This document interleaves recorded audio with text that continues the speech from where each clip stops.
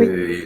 reconnaissance des diplômes et qualifications acquis à l'étranger, programme national de stage, premier emploi pour les jeunes. Alors, Madame Nelly Matoun Madjimbi est de retour avec nous. Peut-être l'occasion pour elle de compléter quelques aspects. Donc, on reste sur ce premier pilier parce que c'est important. Peut-être qu'elle va nous dire quelque chose sur ce premier pilier. Madame Alice Adibé a insisté sur la bourse. Madame Nelly Matoun Madjimbi, à vous la parole et surtout présentez-vous à vos électeurs qui vous écoutent.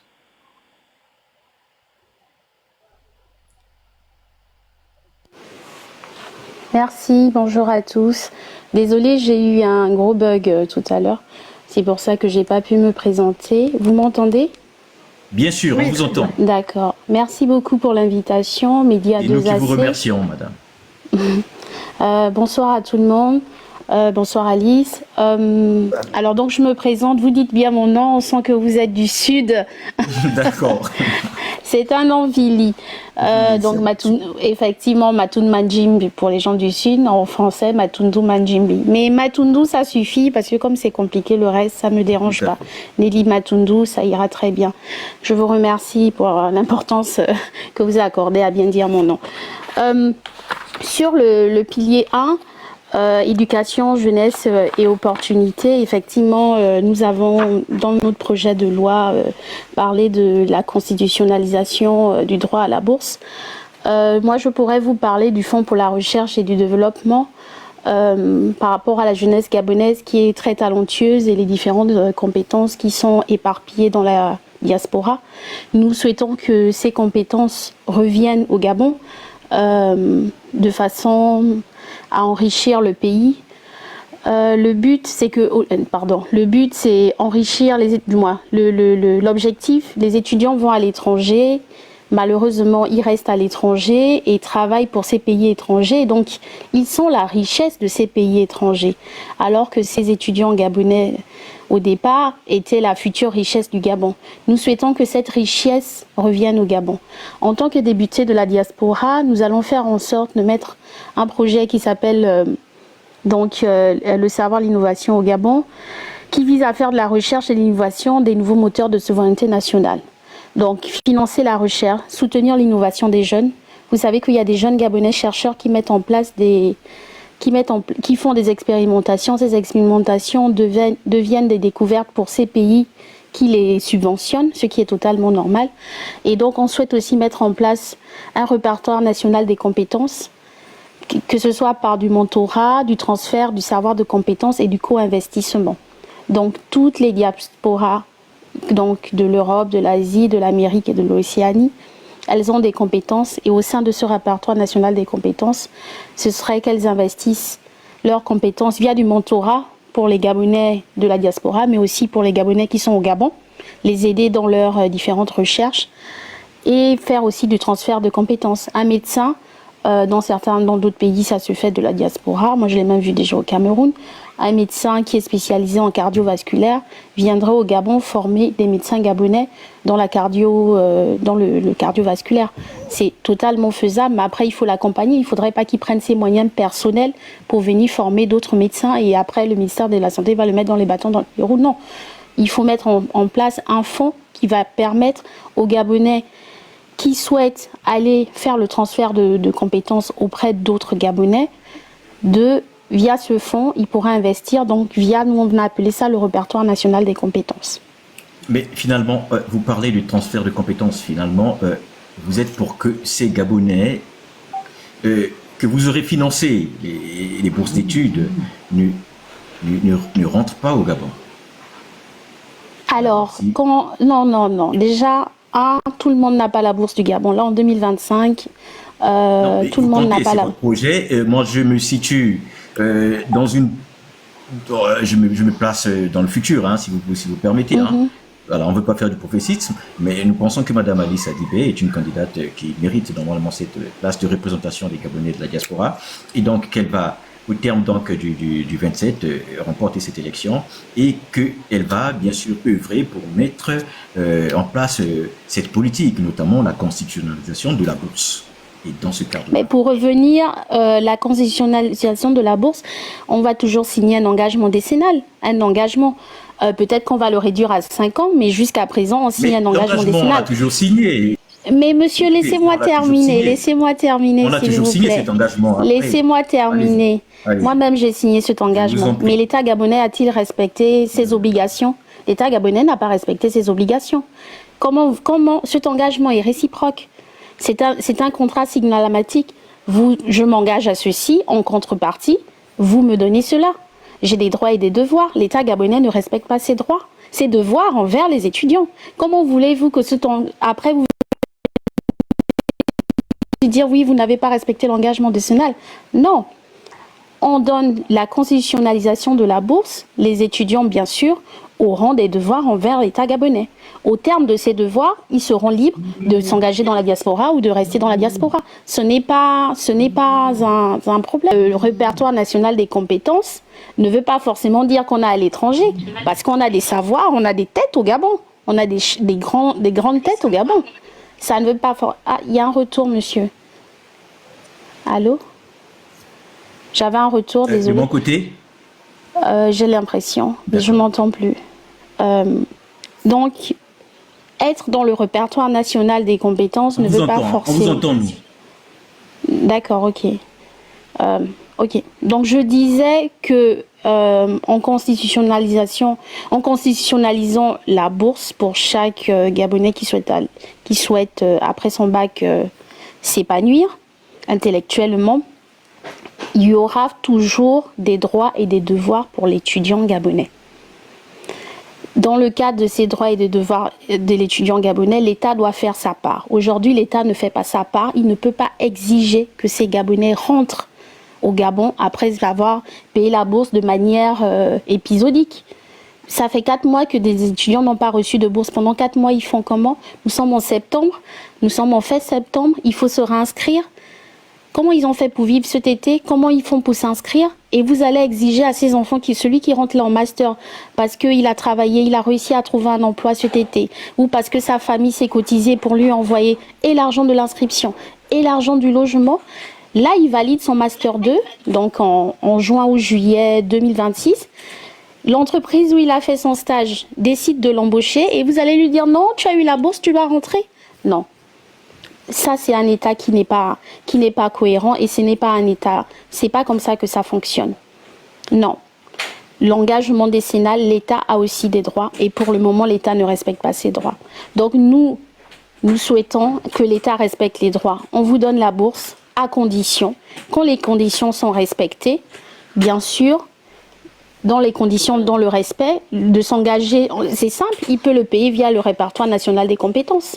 À s'engager, à dire que pendant 5 ans, je serai mentor de tous les étudiants qui viendront dans la filière dans laquelle je travaille. C'est une façon aussi de payer ce que l'État t'a donné. En donnant le savoir qui t'a permis d'aller...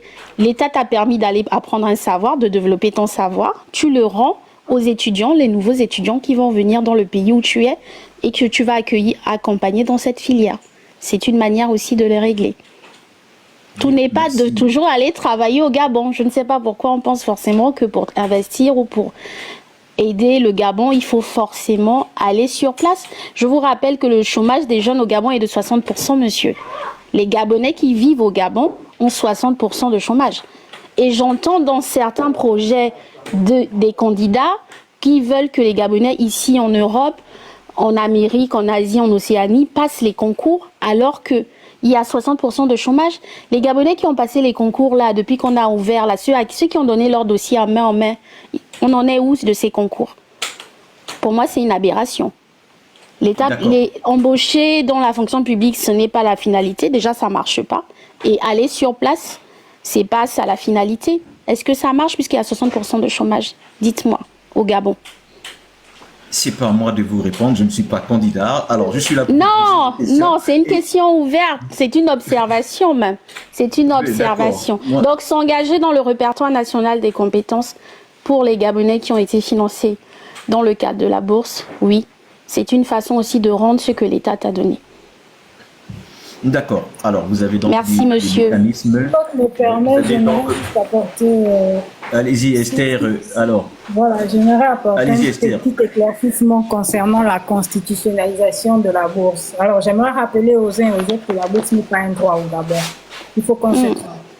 La bourse n'est pas un droit. Quand vous lisez même le texte même, hein, dans la hiérarchie des normes, je ne suis pas juriste, le texte même qui encadre le régime des bourses au Gabon, c'est un décret. Il n'est inscrit nulle part dans la Constitution que la bourse est un droit. On a institutionnalisé effectivement l'accès à l'éducation, à la formation et à l'instruction, mais en ce qui concerne le régime des bourses, ce n'est pas matérialisé en termes de loi. La constitutionnalisation de la bourse ne permet pas de régler le problème des paiements de retour, mais elle permet plutôt de régler un problème d'équité. Parce que pour ceux qui ne savent pas, lorsqu'on regarde les textes qui encadrent le régime des bourses au Gabon, depuis l'époque de Omar jusqu'en 2025 aujourd'hui, la bourse au Gabon est attribuée sur le critère du mérite. Et en 2013, avec le décret que Ali avait donné, qu'il y avait une petite amélioration, j'y arrive, en ce qui concerne les critères sociaux. Or là, l'objectif est vraiment de faire en sorte que ce soit un droit constitutionnel et de faire aussi en sorte que le critère social soit pris en compte. Parce que le critère social n'est pas pris en compte. Quand vous regardez l'évolution des décrets, elle devient de plus en plus sélective, le droit à la bourse. Donc l'objectif est vraiment de régler ce problème d'équité, d'accès à l'éducation, la formation et l'instruction que nous rappelle la loi 21/2011 qui encadre l'éducation, la formation et l'instruction au Gabon. Voilà, c'est cette précision-là que je voulais apporter. Merci donc Esther de nous apporter toutes ces belles précisions. Et on va revenir donc avec Madame Adibé, donc qui est la candidate titulaire. On va parler peut-être du deuxième pilier. Est-ce que vous pouvez développer donc le deuxième pilier de votre projet politique qui concerne donc le développement économique et l'engagement de la diaspora? Vous avez la parole, Madame. C'est ça, effectivement. Donc, pareil, hein, sur le deuxième pilier, on a à l'intérieur 7 propositions. La proposition, ou en tout cas l'élément central de ce deuxième pilier-là, c'est la Banque de développement de la diaspora gabonaise, qu'on appelle tout simplement la BDDG, ou la BDG, effectivement. L'idée, c'est de proposer un outil financier périn, pas quelque chose de précaire qui va être utilisé sur 1 an et l'année prochaine on n'en connaîtra pas les fonds, mais plutôt de proposer effectivement une banque de développement de la diaspora qui va être en fait une institution financière adossée à l'État, co-gérée avec la diaspora, et donc qui va mobiliser non seulement des capitaux publics, des capitaux privés, mais aussi des capitaux à l'international.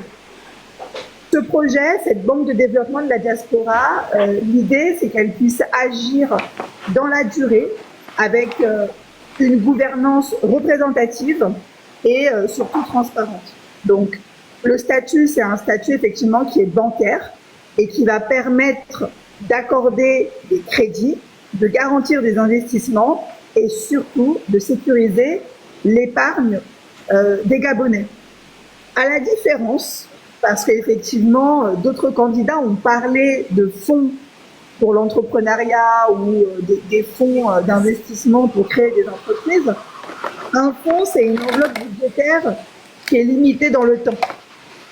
Et souvent, les fonds sont gérés par des ministères, sont gérés par des agences, et c'est des espèces de subventions, là où on abonde à l'intérieur de l'argent. Et en fait, l'impact, il est limité parce qu'un fonds, ça revient en fait à arroser quelques projets, mais en fait, on n'est pas là, on n'a pas pour finalité de créer un écosystème qui soit périn. Là, avec la Banque de développement pour la diaspora, la finalité, les missions et la finalité, c'est de canaliser l'épargne des Gabonais de l'étranger, canaliser une épargne pour permettre d'emmener au développement de notre pays. Il est aussi de garantir l'investissement, parce que la réelle question est de savoir si j'investis 1 million, donc 1520 €, quels sont les risques administratifs, quels sont les risques juridiques, les risques fiscaux de mon investissement. C'est aussi de structurer autour d'un produit financier qui soit adapté à la diaspora. Des comptes d'épargne, des crédits habitat, pourquoi pas effectivement pouvoir abonder avec des obligations. Et surtout, c'est un levier macroéconomique qui peut servir plus tard à attirer des cofinancements internationaux. À la différence, encore une fois, un fonds pour l'entrepreneuriat par rapport à ce que je viens de vous présenter, un fonds, lui, n'a qu'une utilité ponctuelle. Elle permet de financer un démarrage, mais elle accompagne pas durablement. La Banque de développement de la diaspora aura à l'intérieur un incubateur qui va accompagner les porteurs de projets de l'idée jusqu'à la création d'emplois et pendant 5 ans. L'impact, il est lequel? L'impact, il est énorme. Il y a d'abord un impact qui est structurel et durable. On transforme l'épargne de la diaspora dans un capital qui soit productif. Ça, c'est hyper important aujourd'hui dans le transfert des fonds, donc des disponibilités financières qu'a la diaspora, pour les emmener vers le développement du Gabon. C'est un outil aussi de crédibilité, de pays à pays avec les partenaires financiers. Ça permet, à long terme, de réduire la dépendance financière des bailleurs extérieurs, le FMI, les bailleurs sociaux qu'on connaît, là où on a l'habitude d'aller emprunter. Là, effectivement, il va y avoir un abondement qui va être public, mais qui va être aussi à l'initiative privée de la diaspora qui aura la possibilité d'acheter des obligations. Et donc, ces obligations-là permettront à l'État de mener aussi des projets selon les orientations qui auront été dictées à l'intérieur de la gouvernance de cette banque. Et donc, en fait, l'idée du mécanisme de la Banque de la diaspora, c'est de dire tout simplement que l'État vient faire un apport. On a chiffré, nous, un capital de départ de 50 milliards, qui est complètement dérisoire. 50 milliards aujourd'hui, c'est 1% du budget de l'État. Le budget de l'État en 2024 était de 4 milliards de francs CFA. J'ai lu cette semaine dans la presse, on prévisionne pour 2026 un budget de 7 200 €. Et cette banque de développement de la diaspora, elle permet à la diaspora d'agir directement. Il n'y a pas de canal ou d'intermédiaire. La diaspora a réellement un vrai outil financier demain pour pouvoir accompagner le développement, créer de l'emploi, créer des entreprises, mener des projets. Comme je le disais, le mécanisme de la Banque de développement de la diaspora, c'est un apport de l'État, des obligations de la diaspora, avec la possibilité d'avoir à l'intérieur des produits financiers.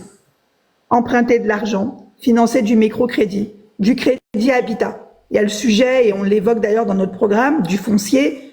Il y a cette question d'une diaspora qui a 7, 6, 10 000 kilomètres et qui demain veut acheter un terrain, construire une maison. Vous pensez réellement que c'est la Banque America, la BNP, le Crédit Lyonnais, la Banque tapoter, China s'il vous plaît, le live.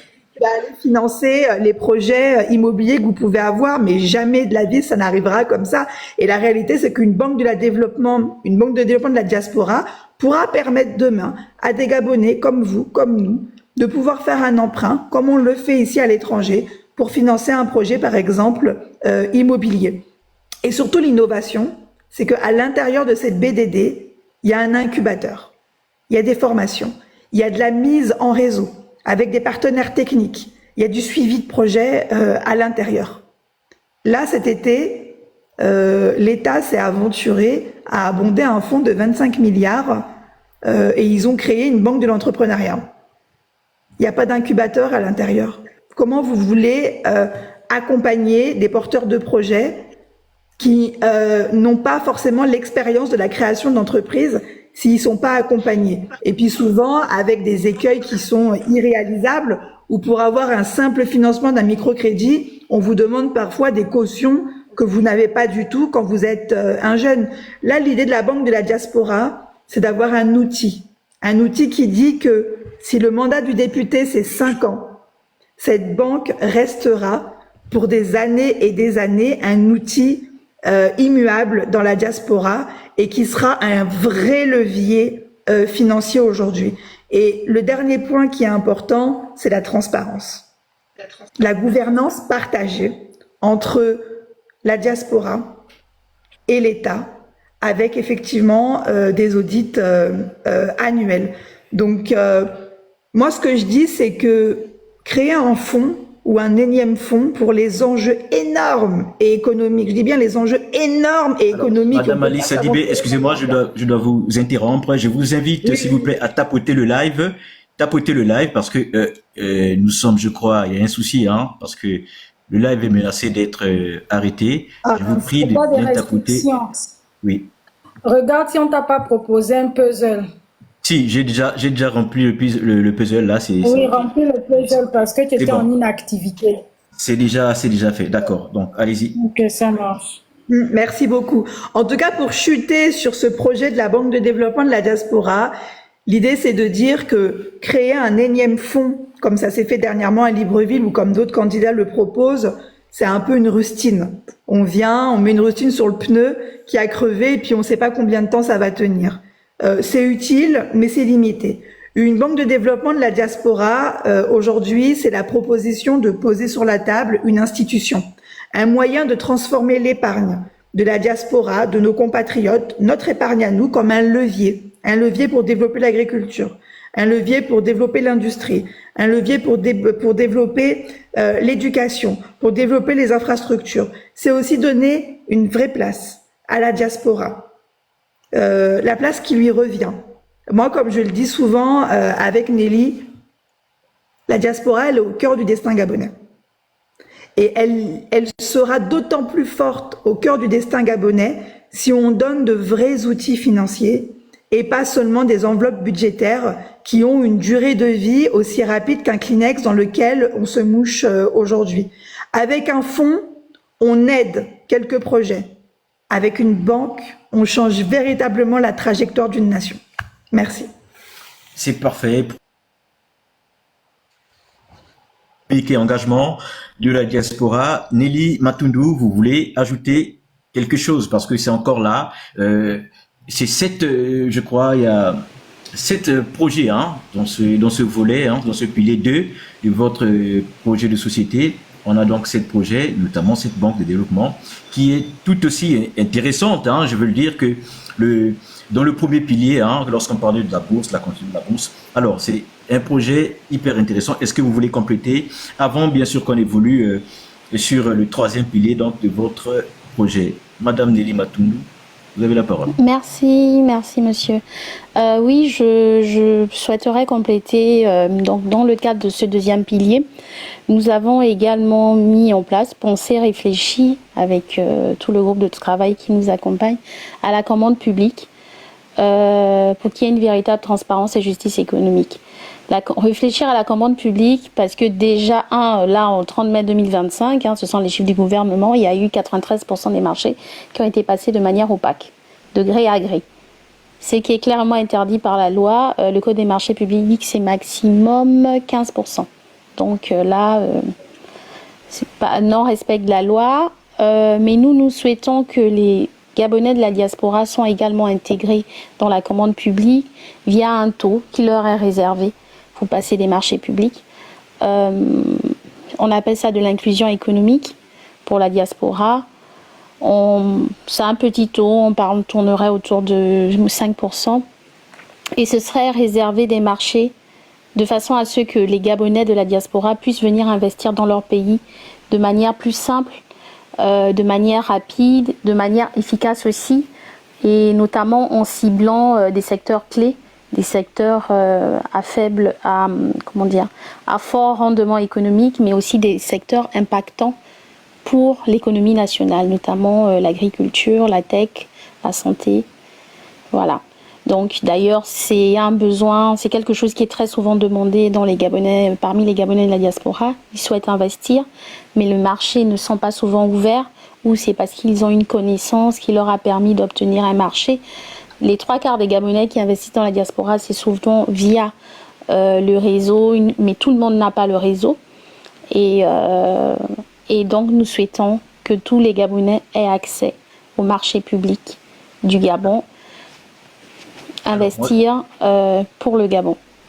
Alors, je trouve aussi le projet numéro 5, le portail national de la diaspora gabonaise. Alors, moi, je trouve que c'est un projet qui est très intéressant. Est-ce que vous pouvez nous le développer un tout petit peu? Oui, le portail, vu que notre siège est très grand, donc l'Europe, l'Amérique, l'Asie et l'Océanie, nous souhaitons qu'il y ait un portail national de la diaspora. Ce portail national de la diaspora, c'est un premier accueil pour tout Gabonais de la diaspora. Je prends l'exemple, par exemple, d'un étudiant qui arrive au Canada. Il est à Ottawa. Il ne sait pas comment se déroulent les démarches. Donc, ce portail va lui permettre, déjà, on va lui expliquer, en tant qu'étudiant, quand il arrive à Ottawa, il y a un déroulé des démarches. Voici comment se passent les démarches, dans quelle administration il doit aller, voici les principales administrations pour la santé, prendre une mutuelle, l'aider dans ses démarches par rapport au logement, et les associations, répertorier aussi les associations gabonaises qui pourront l'aider pour faire ces démarches. Et c'est là où aussi va servir, je reviens sur le répertoire national des compétences, à mettre 1 ou 2 tuteurs qui pourra l'accompagner à Ottawa dans ses démarches. Donc ce portail national de la diaspora sera sur donc, notre siège, donc sur les 4 continents. Ça va permettre de regrouper, pareil, pour une mère gabonaise qui vient d'avoir un bébé, qui se trouve, par exemple, à Irène. Irène, c'est à 10 ou 20 km d'Amiens. Comment faire pour... Elle se pose la question, j'ai eu un enfant, comment je peux faire pour que cet enfant soit gabonais? Il est gabonais, certes, de naissance, mais il doit avoir ses documents gabonais. Donc le portail national de la diaspora va lui expliquer comment, en tant que mère gabonaise qui vient d'avoir un enfant, elle doit faire les démarches pour que son enfant puisse avoir ses papiers gabonais. Donc c'est un portail qui va réunir toutes les informations pour accompagner les Gabonais, quel que soit le lieu où il se trouve. Il va être dématérialisé de façon à ce que celui qui n'a pas le consulat à Paris puisse, depuis RN, connaître déjà les démarches avant d'aller au consulat. Parce qu'il faut dire la vérité, nos consulats ne sont pas toujours au top pour l'accueil. Eux-mêmes, parfois, ils tâtonnent sur les documents, les informations qu'ils nous donnent. Ils ne sont pas toujours très cohérents dans leurs informations. Ce qui fait que c'est pas évident pour quelqu'un qui vient des Rennes. Il doit payer son billet jusqu'à Amiens jusqu'à Paris. Et comment il fait pour retourner sur Rennes le même jour pour récupérer les documents qu'on lui demande? C'est vraiment pas évident puisqu'on travaille encore avec le papier. Donc au moins avant que ces personnes ne se déplacent ou quand elles arrivent dans le pays de la diaspora, elles puissent avoir. Ce portail va permettre de regrouper toutes les informations dont elles auront besoin en tant que Gabonais.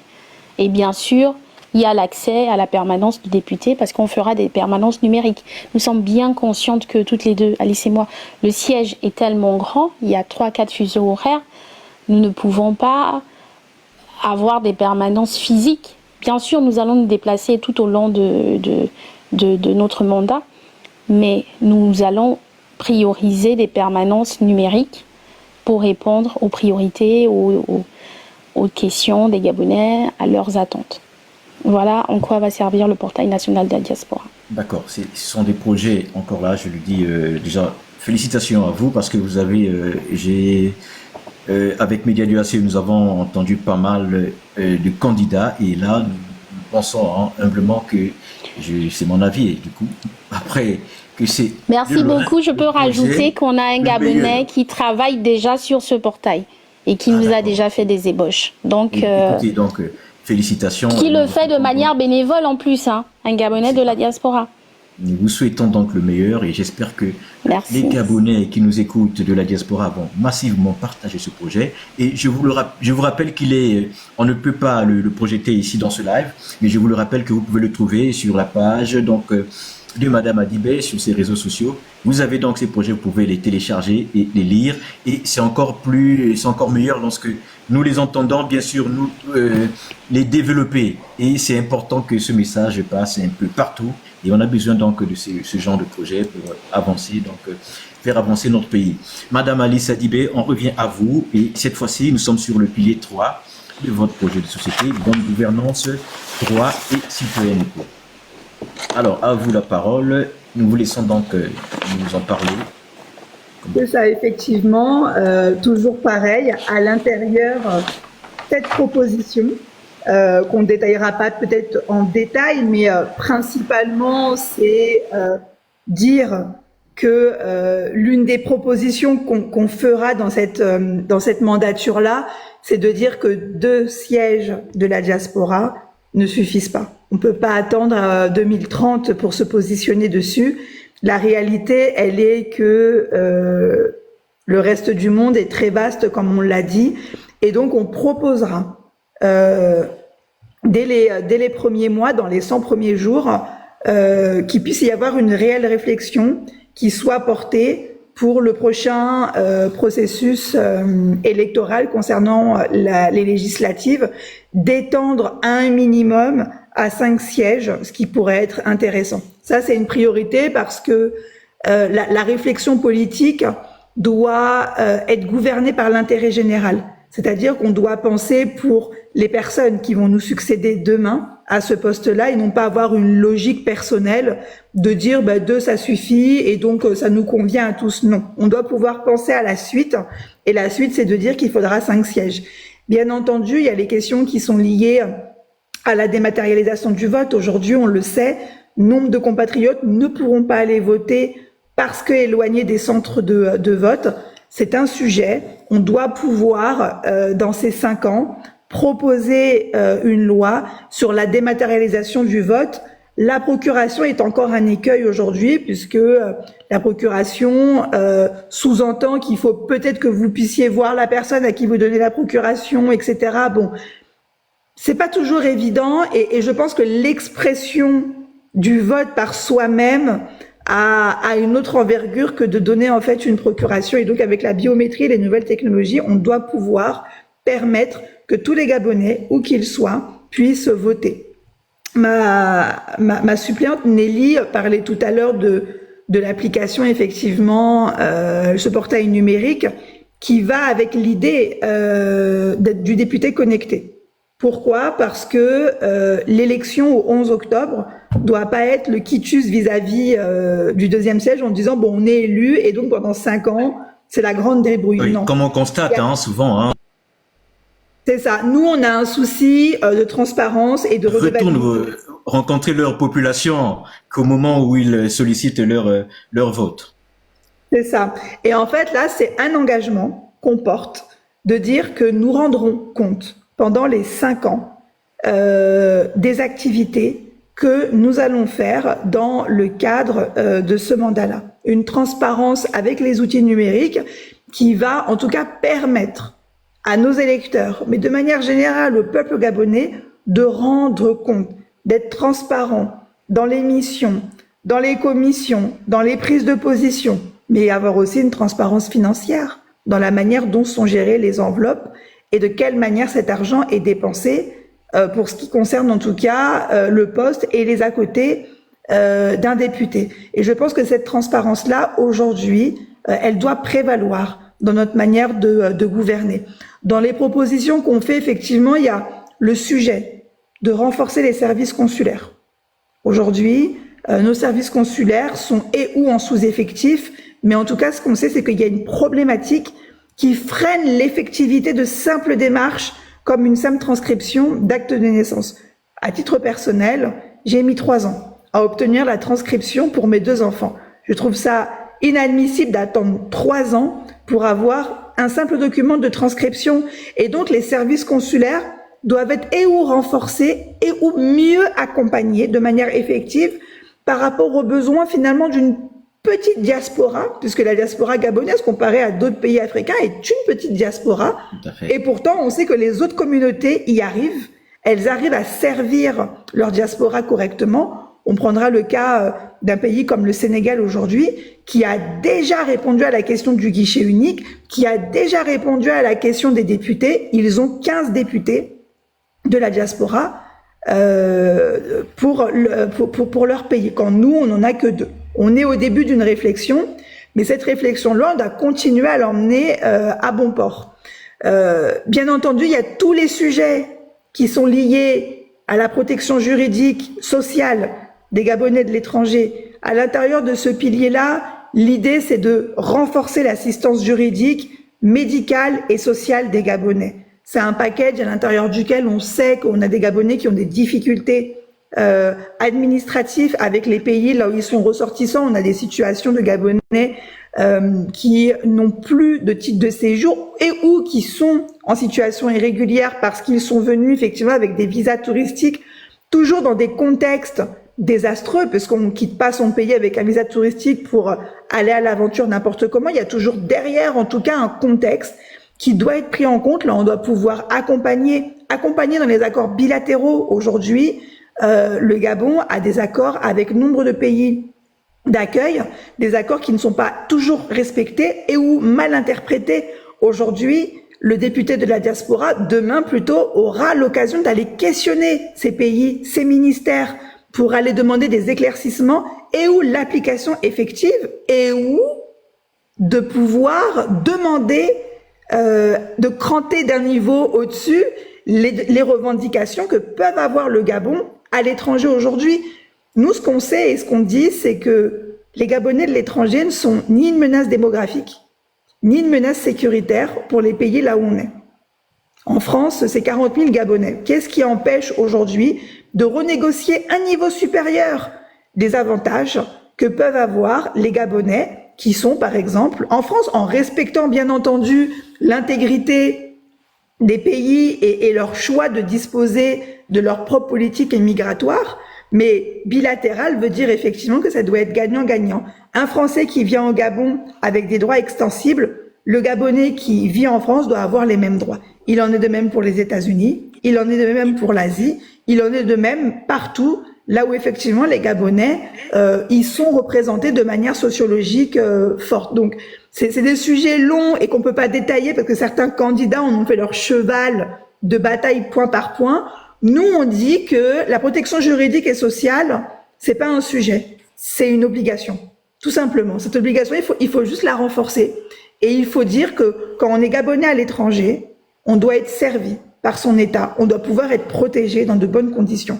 Si on décède, l'État doit pouvoir accompagner. Que vous soyez footballeur ou que vous soyez lambda, la question n'est pas là. La question, elle est que vous êtes un enfant du pays et qu'il y a une réponse étatique qui doit être apportée. Après, il y a un autre pilier, une autre proposition à l'intérieur qui est importante pour nous, c'est la participation citoyenne de la diaspora. Qu'est-ce que ça veut dire? Ça veut dire tout simplement que quand vous êtes député, pendant les 5 ans, vous devez ressentir la pression de l'électorat. Votre électorat doit toujours être derrière pour vous obliger à rendre compte, mais pourquoi pas dire avec cette proposition que 1000 Gabonais qui formalisent une contribution, donc une question par exemple gouvernementale, oblige le député à porter ce sujet à l'Assemblée nationale. On prend par exemple l'exemple des déguerpis qu'on a vécu cet été, dans une configuration où ce sujet arrivait sous notre mandature, avec un projet de participation citoyenne de la diaspora, je ne pourrais pas, moi, députée, rester muette sur un sujet qui est porté par 1000 Gabonais. 1000 Gabonais contribuent à une question, à une action. Le député aura l'obligation d'aller porter au nom du peuple gabonais cette question, cette problématique devant l'Assemblée nationale. Il y aura plus d'hasard à dire je fais un peu ce que je veux. Non. Notre action politique, elle doit être animée pendant les 5 ans par un fil conducteur qui nous relie toujours à cet électorat-là. Et ça, pour nous, la participation citoyenne de la diaspora, elle est importante. Après, il y a un autre pan qui est intéressant à l'intérieur de ça, c'est la culture gabonaise sans frontières. C'est de dire aussi que dans notre diaspora, on a des associations, on a des artistes, on a des littéraires. En tout cas, on a des intellectuels qui contribuent au rayonnement de notre pays à l'étranger. Et donc, c'est de pouvoir créer un fonds culturel de la diaspora qui va permettre de soutenir toutes les initiatives qui mettent en avant le Gabon à l'étranger et qui font rayonner notre culture et nos traditions à l'étranger.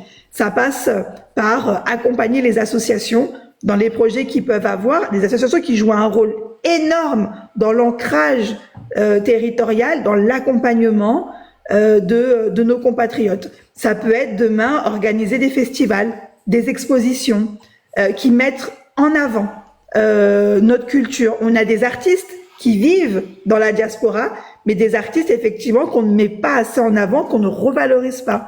Et bien demain, le Gabon doit rayonner par sa culture à l'étranger.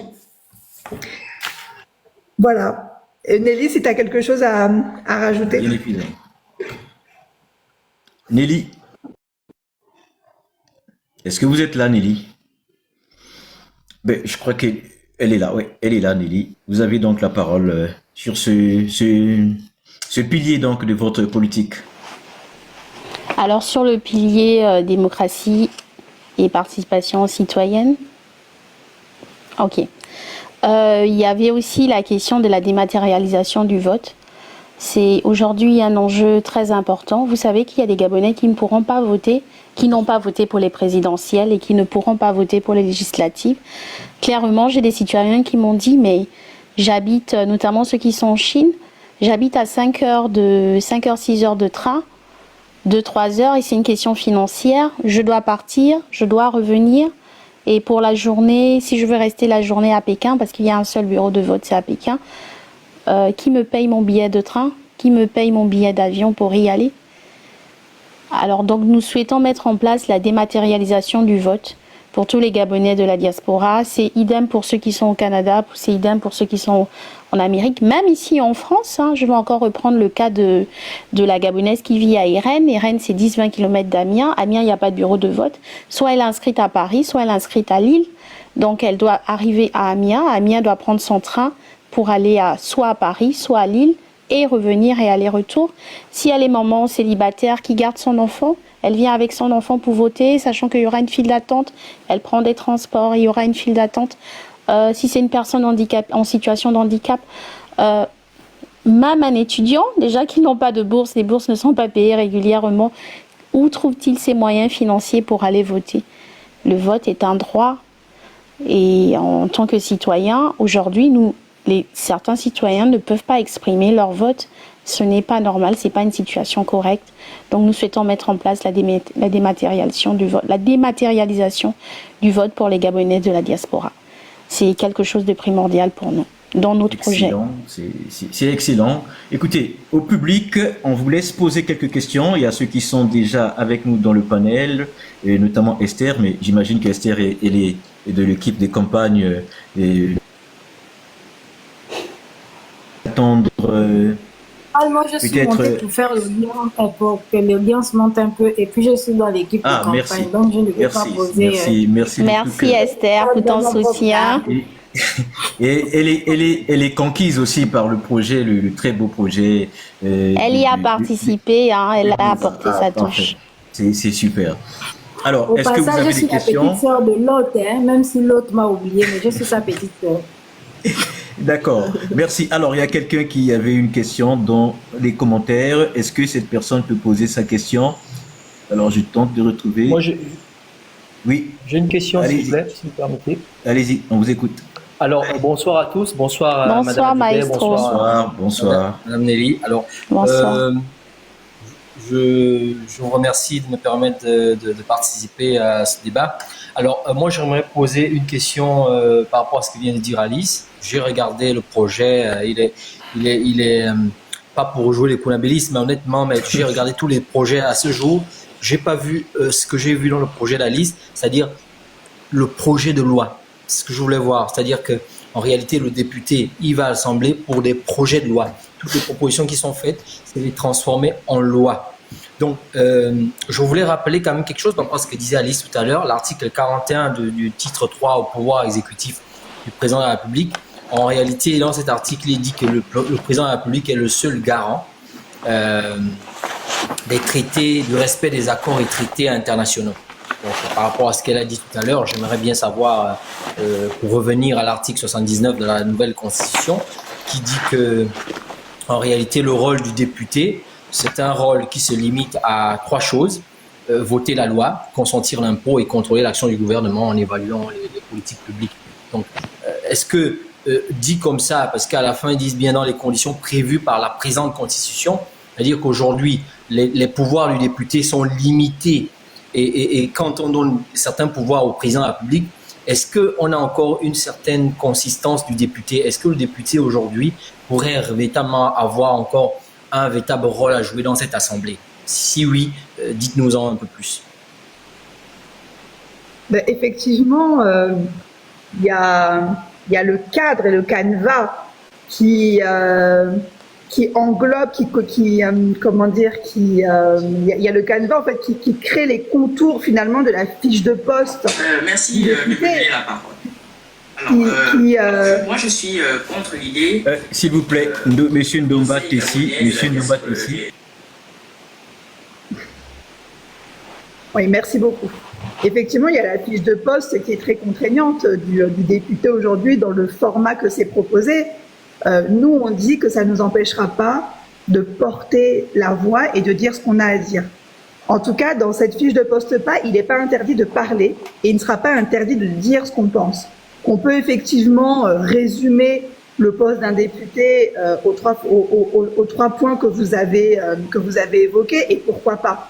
Nous, ce qu'on dit, c'est que dans la configuration politique où se trouve notre Assemblée nationale et le pays, on doit pouvoir faire avancer vers la voie de la démocratisation. Les personnes qui ont écrit la Constitution avaient, soit la tête dans le guidon, ou 2, n'ont pas pensé au Gabon d'après. Donc le Gabon d'après, c'est nous, c'est nos enfants et c'est les autres. Est-ce que c'est une histoire générationnelle ? Est-ce que c'est une histoire d'hommes et de femmes ? Nous, on dit que de toute façon, rien n'est figé aujourd'hui et qu'il appartient au peuple de décider aussi de la manière dont les choses devront se passer demain. Il y a des sujets. Là, aujourd'hui, on a évoqué des questions qui sont complètement liées et orientées à l'électorat. Mais nous, on sait qu'il y a des sujets de fond sur lesquels il va falloir effectivement se battre. Et c'est pour ça que on se dit être la voix forte de la diaspora, parce que au-delà des 21 propositions qu'on fait, on va aller effectivement remettre sur la table ces sujets de verrou que l'on voit aujourd'hui au sein de l'Assemblée et qui en fait finalement fait une Assemblée nationale complètement édentée, qui perd sa force et son moyen d'action. C'est une réalité. L'autre question, elle est de savoir, au jeu de pile ou face, qu'est-ce qu'on fait? Est-ce qu'on reste assis et on observe, ou est-ce qu'on tente d'aller infléchir une situation? Moi, je dis qu'il faut tenter d'aller le faire aujourd'hui en ayant devant vous 2 femmes qui ont en tout cas la volonté d'aller porter ces exigences. Et depuis le début, on parle d'exigence et de conviction, parce qu'en réalité, c'est ce qui nous définit avec Nelly. Et cette exigence-là, on va aller la porter à l'Assemblée nationale. Peut-être pas pour changer les choses demain et après-demain, parce que j'ai pas la prétention de dire que dans les 5 ans, on aura fait le job et on aura tout réglé. Non. Il y a des écueils à lever. On sait qu'il y a des personnes qui sont bénéficiaires de ce système-là, qui ont intérêt à ce que ça continue. La question est de savoir sur la balance qui a le plus d'intérêt ou pas. Donc, c'est de créer un désintérêt qui soit prononcé par celui d'un peuple demain, qu'on emmènera aussi à se positionner dessus. Voilà. Je pense que rien n'est impossible aujourd'hui. La réalité, elle est de savoir qu'est-ce qu'on fait. Est-ce qu'on reste observateur de cette situation, ou est-ce qu'on part porter le problème et on le pose sur la table? Et je pense qu'aujourd'hui, sous la transition, mais aussi pendant les 56 ans qui ont miné notre pays, très peu de leaders de l'opposition ont eu le courage d'avoir un positionnement clair et franc sur des questions institutionnelles. Et nous, sur les questions institutionnelles, oui, on devra les remettre sur la table, parce que l'Assemblée nationale doit être le lieu des débats et non pas le lieu là où on vient imposer une politique. Tout simplement, sinon elle perd complètement tout son sens.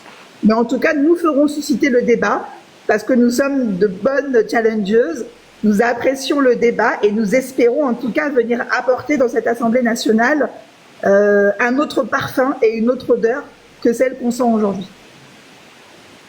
Alors, si vous me permettez, dans le même sens, parce que je suis entièrement d'accord avec vous, et vous êtes la plus légitime, si ce n'est pas pour vous encenser, aujourd'hui, à incarner la voix du peuple.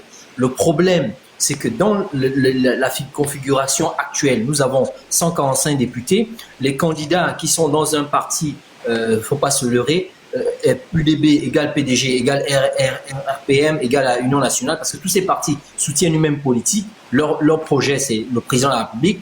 Alors, lorsque ces personnes sont autour de 250 et que vous n'êtes que, disons, une voix dissonante ou qui soit contraire à cette voix, vous n'êtes même pas la moitié. Donc, même si demain vous passez à l'Assemblée, vous n'êtes même pas la moitié. Le jour des votes, après les débats, il va falloir voter pour que vos lois puissent passer. Si vote il y a, vous n'aurez pas la majorité. Donc, comment comptez-vous vraiment impacter vos idées et imposer la voix du peuple dans ces conditions où non seulement, au-delà même de ça, mais le président de la République qui, lorsqu'il sera mis à mal, pourra à tout moment dire « je dissous tout, j'arrête tout » puisqu'il est hyper présidentiel. Et là, je n'ai pas l'article, je pense que c'est l'article 51 qui donne tous ses pouvoirs. Donc moi, j'aimerais quand même avoir votre avis sur ça pour que nous, en tant qu'acteurs, on se dise « bon, on s'engage », mais on s'engage parce qu'on sait qu'il y a une voie de sortie derrière.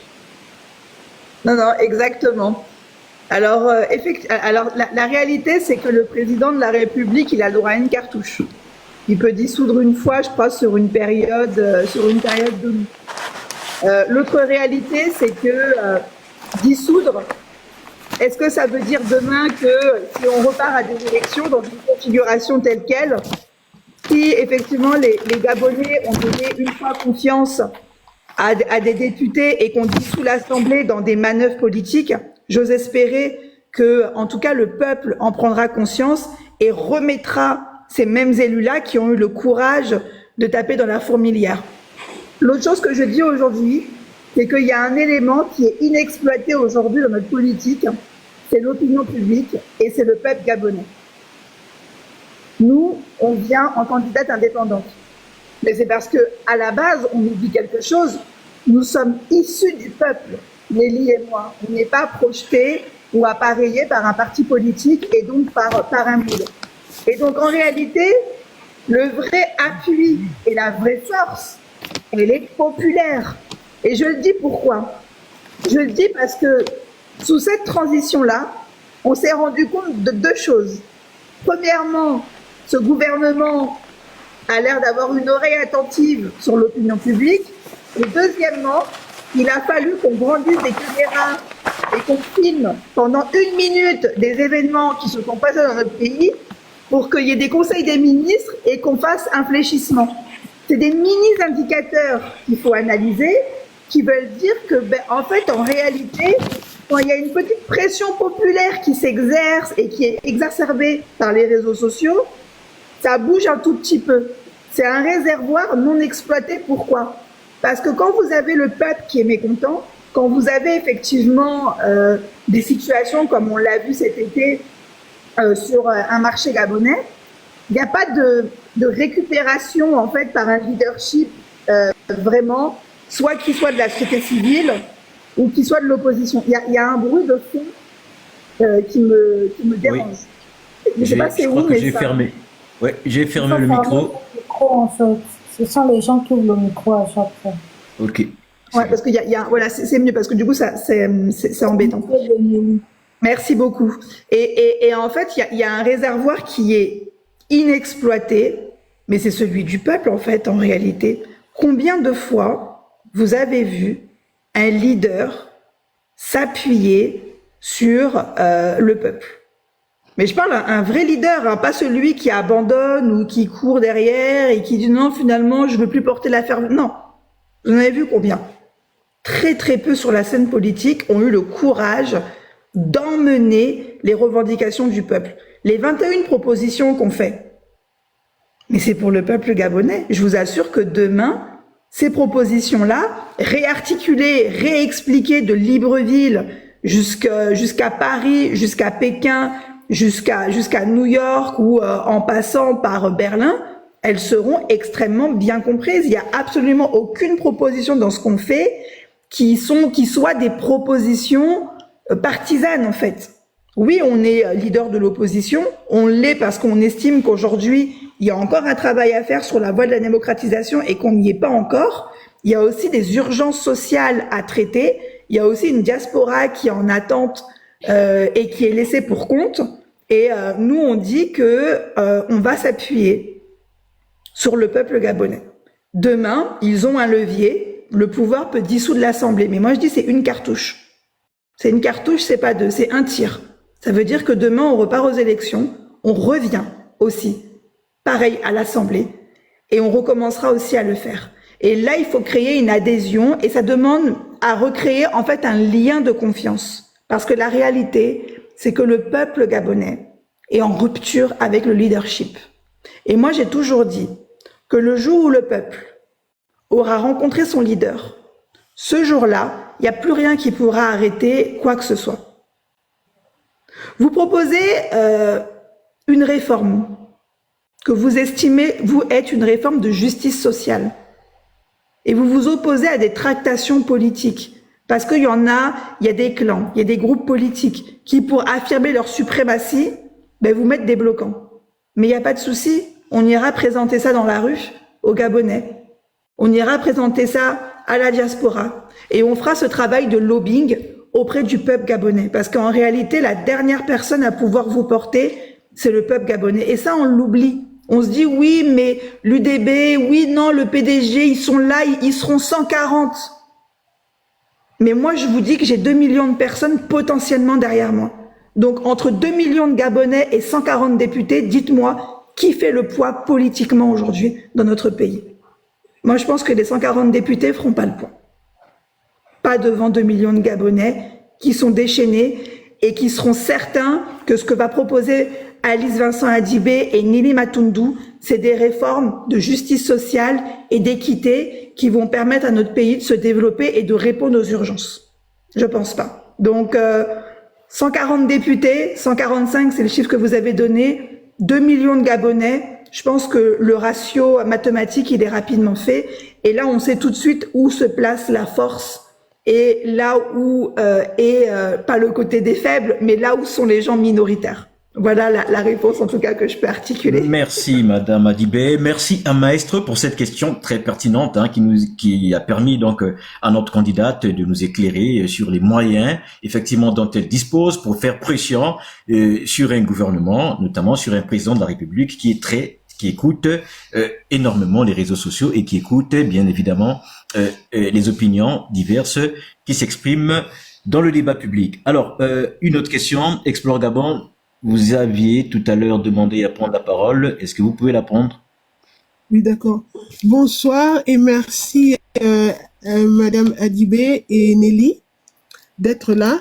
Moi, tout ce que je voulais dire, c'était que ce soir, moi, j'ai écouté un discours de 2 femmes qui respirent l'espoir et l'engagement.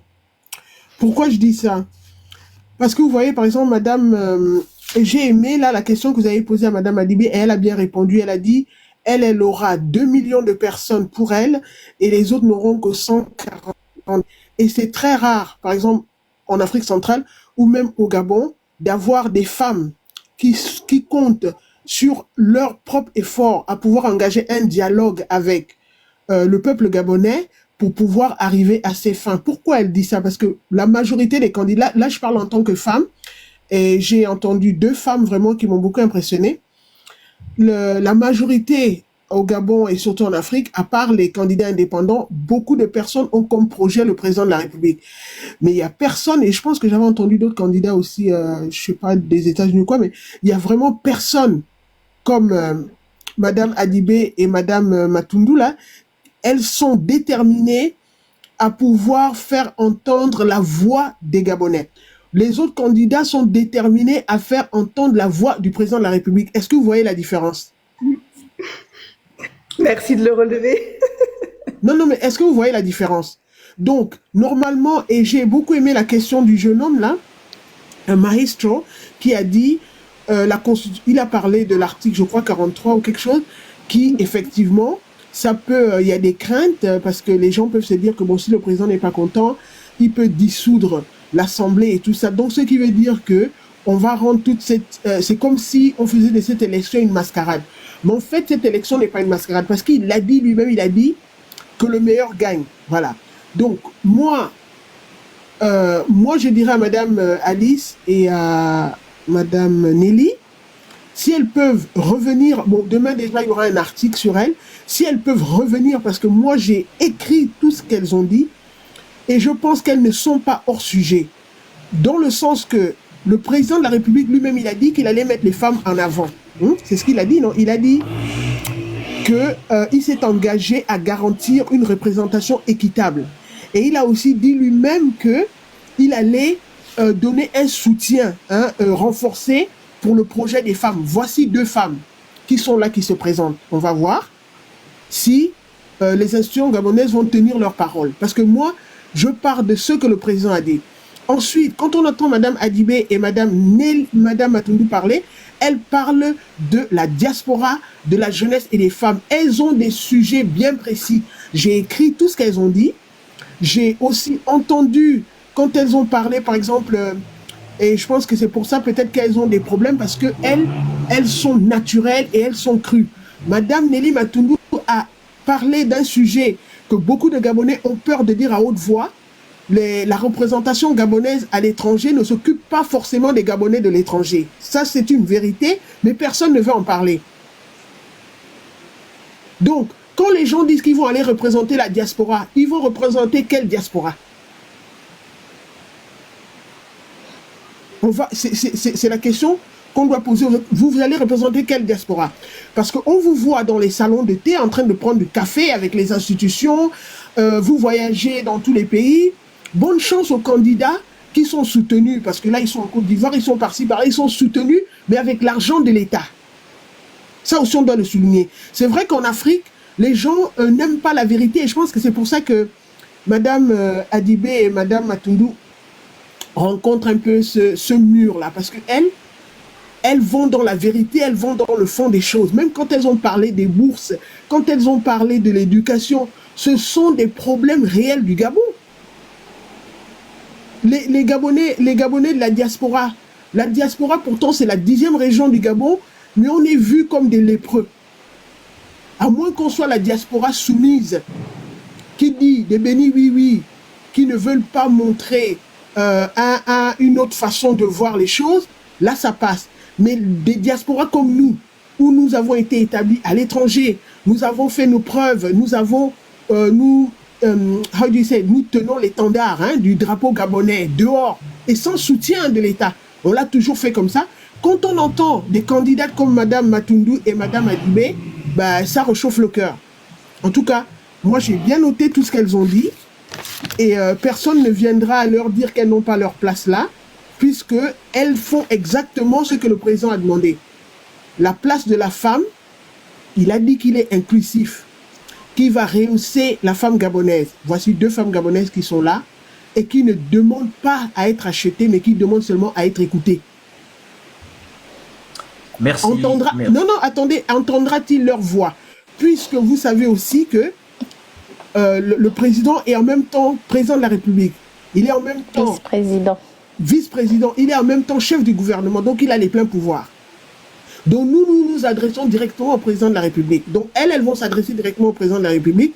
Voilà, nous sommes un ticket qui n'est pas comme les autres tickets, parce que c'est vrai qu'il y a d'autres femmes qui se présentent, mais l'expérience et l'engagement de Mme Adibé n'est pas ça ne se discute pas.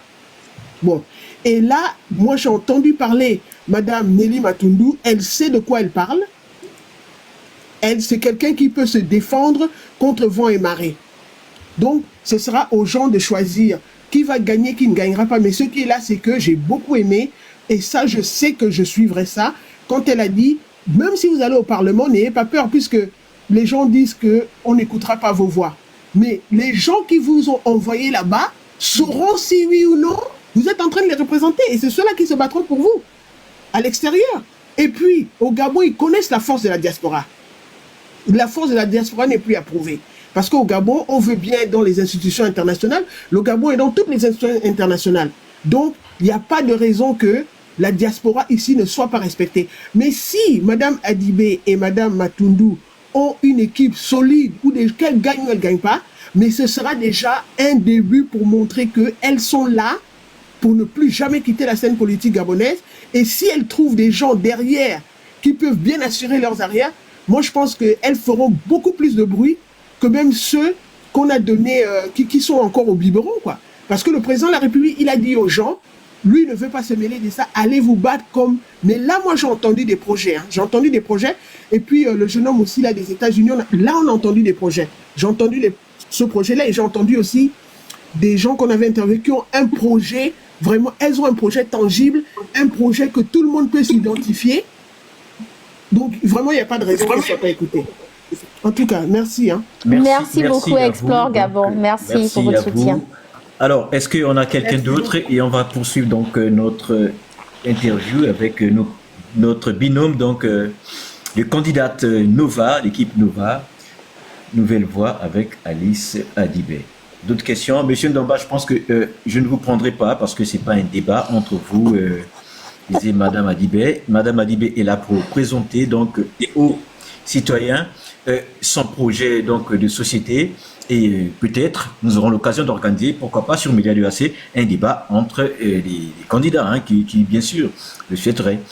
Monsieur Ndomba est suppléant comme moi, donc s'il y a un débat, ce sera avec moi. Il n'y a pas de souci. Avec plaisir. Nous serons heureux donc de l'organiser, Monsieur Ndomba. Et vous le savez, quand vous voulez, dites-nous, nous serons donc chez Média UAC heureux d'organiser donc ce débat. Alors, on a parlé projet et on a parlé, bien sûr, on a présenté nos candidats. En tout cas, si je peux rajouter quelque chose, allez-y. C'est très courageux pour les candidats de vouloir débattre avec lui. Je lance pas de défi, mais ce que je constate, c'est que c'est quand même 98% d'hommes et que soit c'est du mépris, soit on a véritablement peur de nous et donc on éclipse le débat avec Nelly et avec Alice.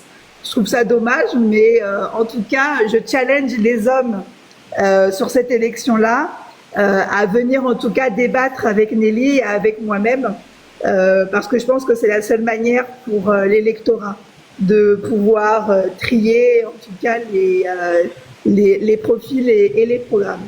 Et voilà. Nous sommes bien évidemment d'accord, Monsieur Ndomba, rendez-vous est pris là maintenant en public et on vous attend lors d'un débat avec Nelly. Elle est prête. Très prête. Voilà. Monsieur Ndomba, venez. Vous, deux femmes qui sont prêtes. Je m'exprime. Ah, bonsoir, Monsieur Ndomba. Alors, bonsoir. Allez-y, on vous écoute. 2 minutes. À nos deux compatriotes, déjà, je tiens à dire que je suis connecté actuellement sur deux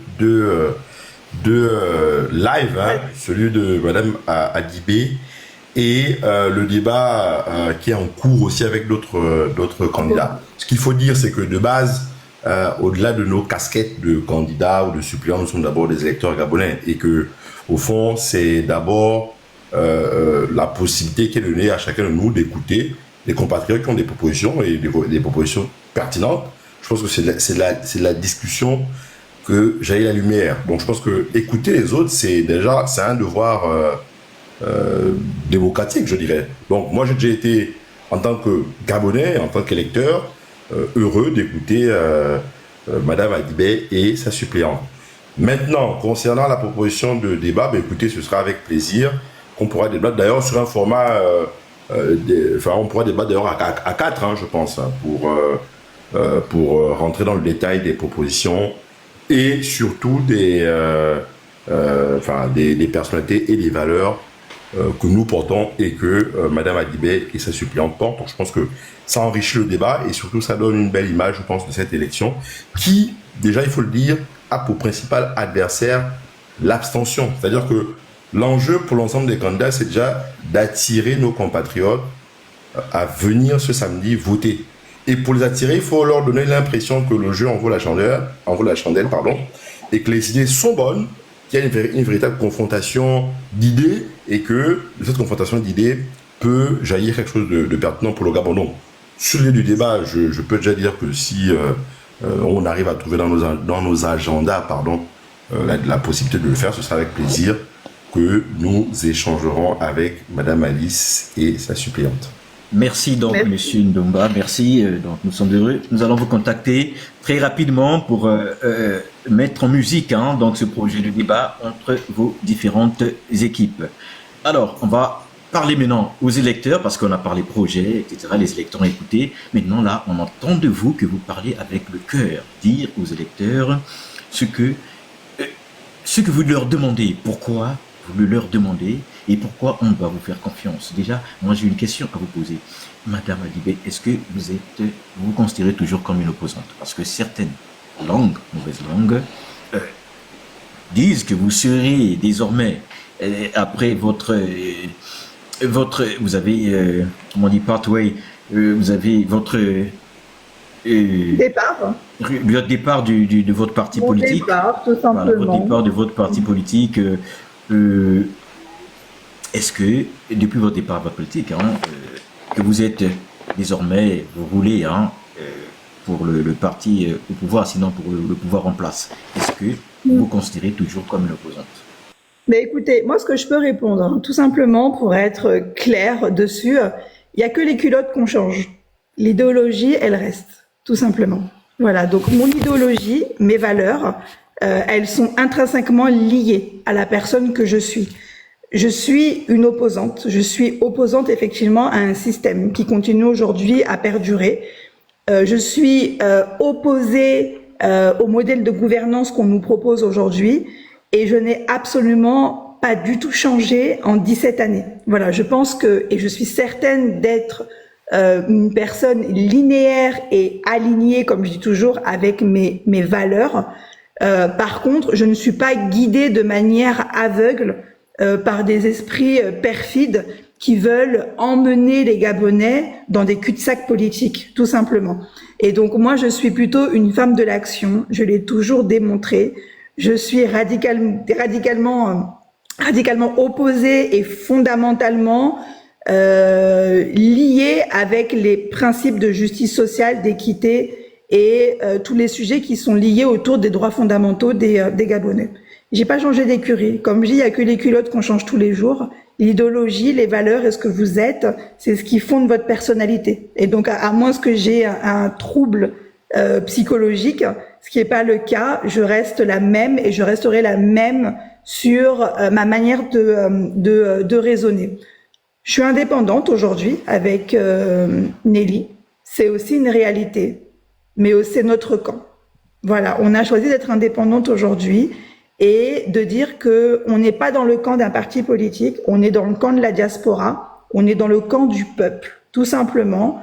Et donc c'est une question de loyauté. Voilà, et une loyauté qu'on ne doit qu'à une personne, le peuple gabonais. C'est tout. Donc pour moi, il y a pas de sujet.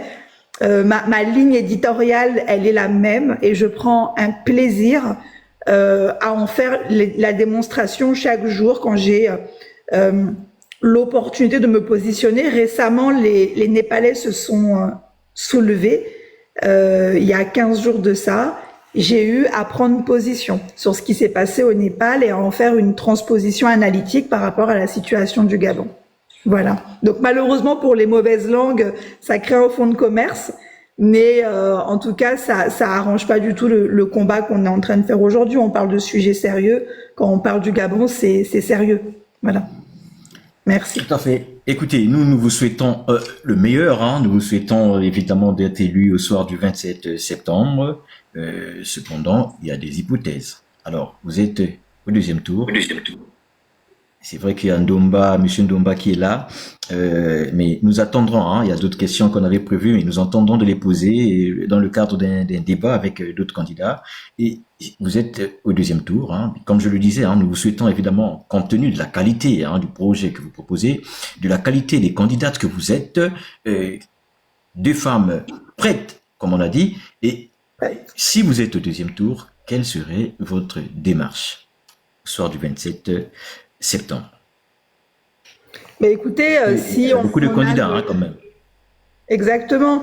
Non, mais écoutez, si on a, et c'est ce qu'on espère de tout cœur, si on a le ticket d'entrée pour le second tour, oui, l'idée, elle va être de prendre contact avec les 24 autres candidats, parce on est 26, donc ça veut dire qu'il y en aura 2 qui vont monter. Il en restera 24, effectivement, rester derrière. Donc l'idée, c'est de prendre contact avec d'abord ce qu'ils sont au départ, donc des compatriotes aussi gabonais qui ont concouru comme nous à l'exercice démocratique, et puis d'échanger, d'échanger ou de rééchanger fondamentalement sur les valeurs qu'on peut partager ensemble et qui peuvent en fait coaliser avec une candidature autour d'Alice et de Nelly. Je pense que c'est pas interdit. Il y a des candidats à l'inverse qui ont déjà commencé ce travail-là. On a été approchés par certains candidats dans les débuts, il y a 3 semaines de ça, qui anticipaient déjà le second tour, en disant qu'est-ce qu'on fait, qu'est-ce qui se passe. Il y a des discussions aussi qui sont ouvertes comme ça avec des candidats, des réflexions. Il y a quand même quelque chose qui se passe aujourd'hui dans la diaspora. On n'est pas muet, on discute, on a les numéros entre nous. Et donc voilà, il y a des réflexions qui sont posées. Moi, je dis seulement que ces réflexions, elles doivent être posées en fonction de valeurs. Voilà, de valeurs qu'on a toujours défendues. Il doit y avoir une convergence par rapport à la finalité. D'accord, parfait. Nelly, quelque chose à ajouter sur cette question? Après, je vais vous laisser donc prendre la parole une dernière fois et puis vous parler à cœur ouvert donc à vos électeurs qui sont là. Et bien sûr, on va partager donc ce live et puis les contenus, ceux qui auront l'occasion de regarder en différé. Vous avez donc la parole, Nelly, déjà, pour ajouter. Merci pour la parole. Donc, c'était par rapport à la question après le second tour, du moins, au premier tour, si nous sommes élus. Donc, c'est bien ça, Média 2AC? Oui, c'est ça. Allez-y, oui. Oui, ce serait bien sûr de se rapprocher des autres candidats parce que nous portons certes la voix, une voix forte, une nouvelle voix avec Alice Vincent Adibé pour la diaspora, mais nous ne voulons pas faire d'exclusion. Nous souhaitons plutôt avoir des alliances et coopérer. Nous sommes des Gabonais et chacun veut apporter quelque chose. C'est pour ça qu'il se présente pour la diaspora. Donc ce serait de se rapprocher d'eux et puis de faire encore une campagne de proximité. C'est vrai qu'actuellement notre campagne est beaucoup plus numérique. C'est une question aussi de moyens financiers. Nous n'avons pas les moyens de l'État. Quand certains candidats, il faut bien le dire clairement, ce sont des moyens de l'État. Mais une campagne qui serait beaucoup plus proche de nos électeurs afin qu'ils puissent mieux cerner notre projet, que notre projet. Nous allons à la Assemblée nationale pour vous représenter, vous les Gabonais, et c'est pas pour nous se servir.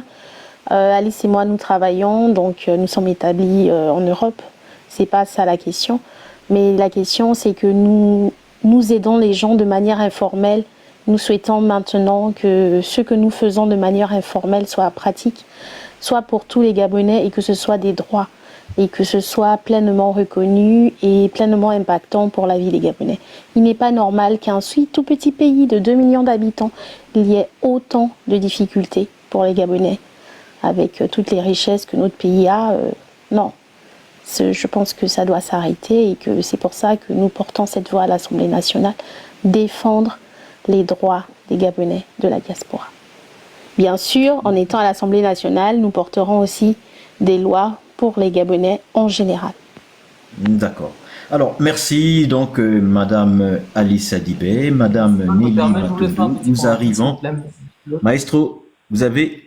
Oui, je voulais juste faire un petit commentaire par rapport à ce que vient de dire Madame Nelly. D'accord. C'est que en réalité, et je m'insurge à ceux qui vont penser que c'est du kunabélisme, non, loin de là. Mais je pense qu'aujourd'hui, les Gabonais ont des problèmes, que ce soit ceux de la diaspora, que ce soit ceux du Gabon. C'est une insulte en étant dans l'opulence, en voyageant dans le monde entier, en imprimant des t-shirts, des casquettes et des effigies, voilà. Parce que je pense que une vraie campagne,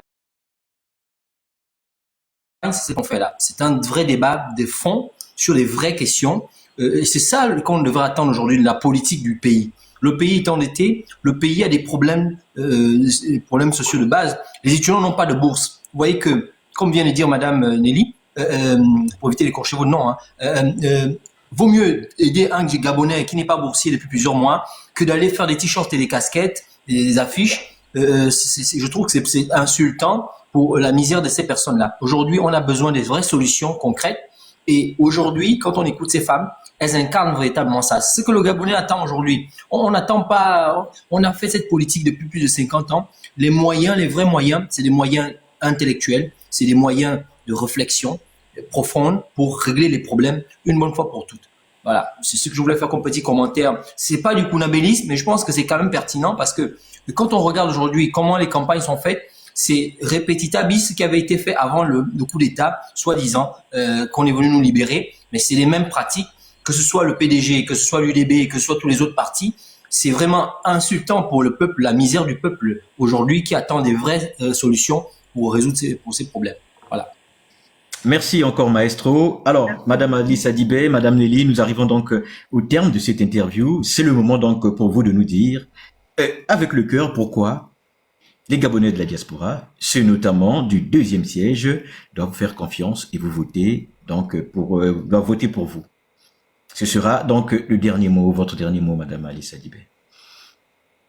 Écoutez, déjà, ce que je peux dire aux compatriotes qui nous suivent ce soir ou qui réécouteront ce live, c'est de dire qu'on n'est pas parachuté. Moi, ça fait 17 années que je suis impliquée dans les sujets politiques de notre pays. 17 années là où j'ai pris position sur une multitude de sujets, pas en 2015, pas en 2016, mais depuis 2008.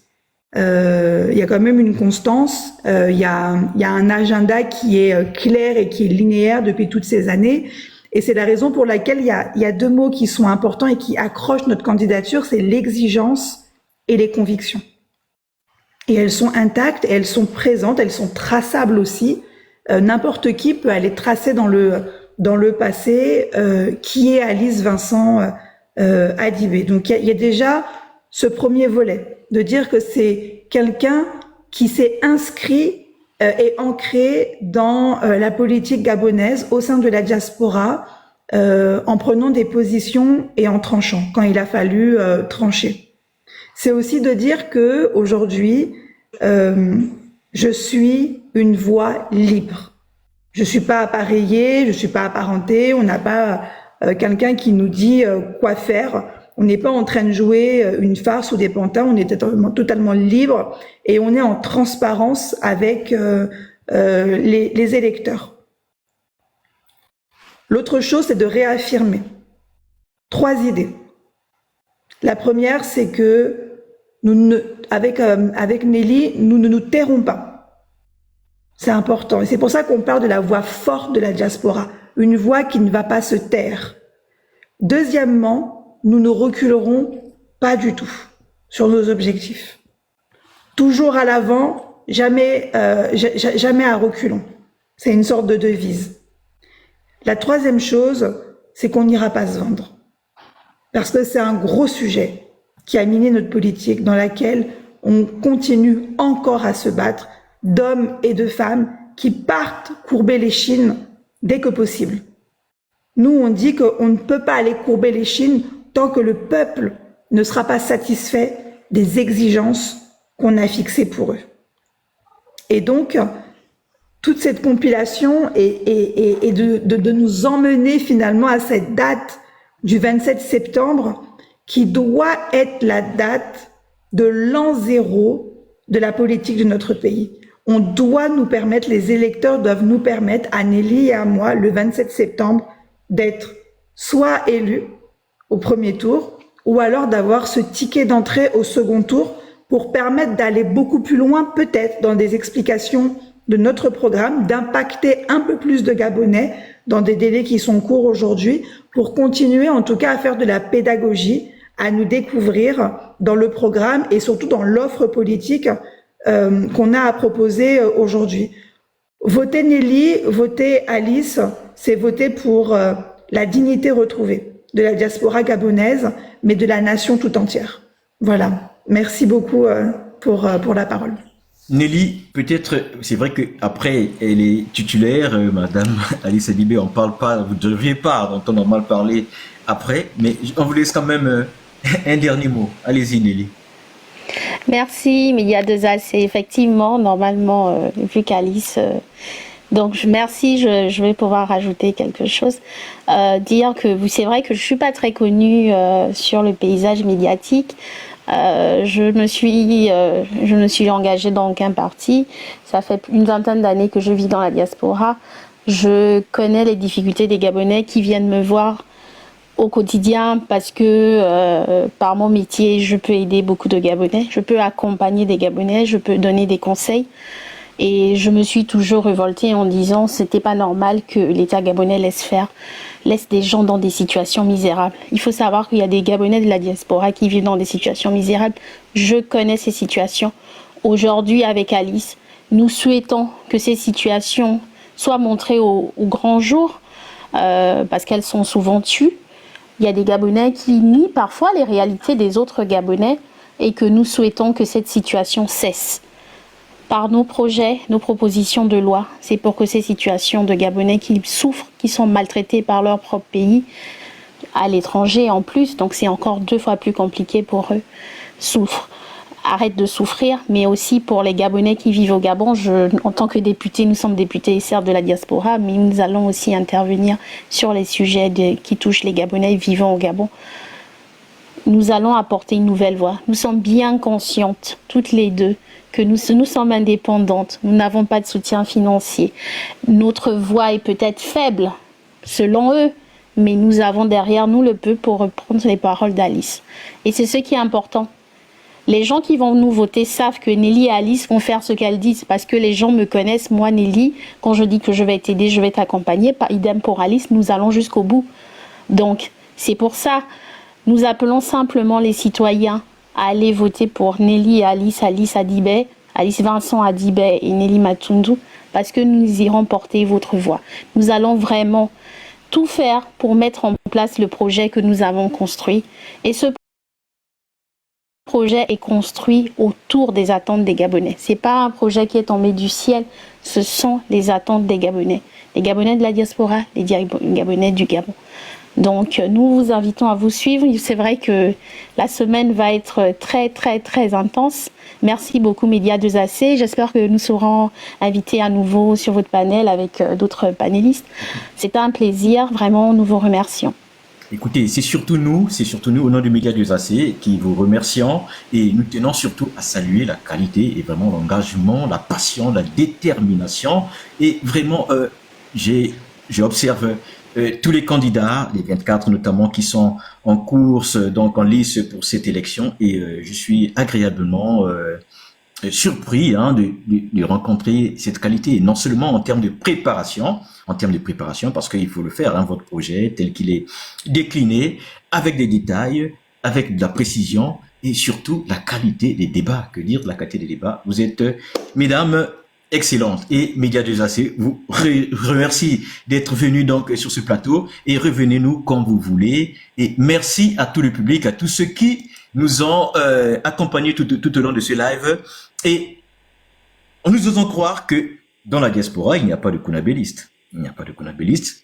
C'est des étudiants, une diaspora majoritairement avec des intellectuels qui savent réfléchir, qui sauront reconnaître la qualité d'un candidat par rapport à ce qu'il propose, par rapport à leur prestance, par rapport au projet et par rapport à ce qui va aider notre beau Gabon à avancer. Mesdames et messieurs, merci. Madame Alice Adibé, Nelly, encore une fois, merci. Merci Esther, merci Maestro, merci Monsieur Ndomba, merci Explore Gabon, merci à tous ceux qui étaient là. Merci à tous. Qui est avec Kadjanine qui nous interprète Africa Obota de Pierre Claver à Kenenge. À très bientôt. À bientôt. Merci beaucoup. Merci à vous.